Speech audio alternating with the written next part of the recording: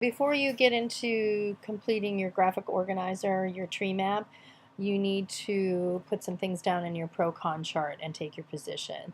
So this is an example of what this would look like. So very quick look at this. You can hold it up. You can just watch this for reference or pause it if you need to. So you should list 3 to 5 things in each column so you have plenty of evidence to support your graphic organizer. Think about which parts of each text give you support for or against this topic. So in the pros section, you're going to write down ideas that support some children being allowed to watch horror films or support children being allowed. Probably going to see that more in the King article, right?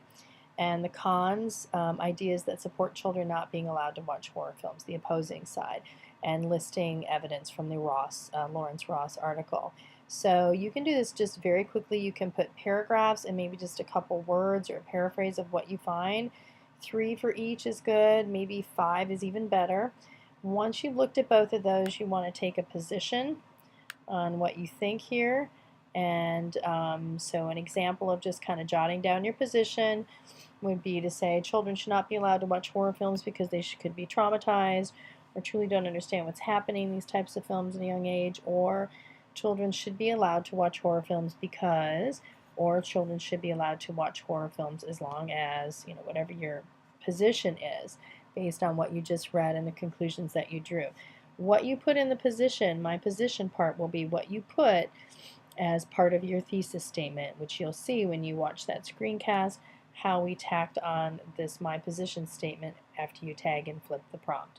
Be sure you go through all steps. Be sure you're listening to the screencast. If you're not, you're going to have questions later because everything that I would have told you with being there in class today would be telling you the same thing. So make sure that you finish the pro-con chart, take a position, write it in, and then go ahead and flip it over and do the graphic organizer.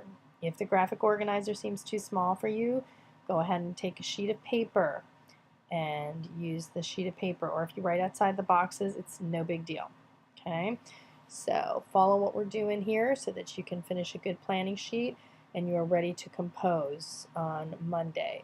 Okay, and again, just to let you know, what was due yesterday should have been the article gathering evidence and filling out the claim chart. You should have turned that in.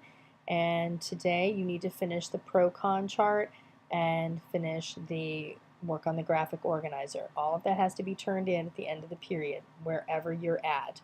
Make sure you submit it. Okay?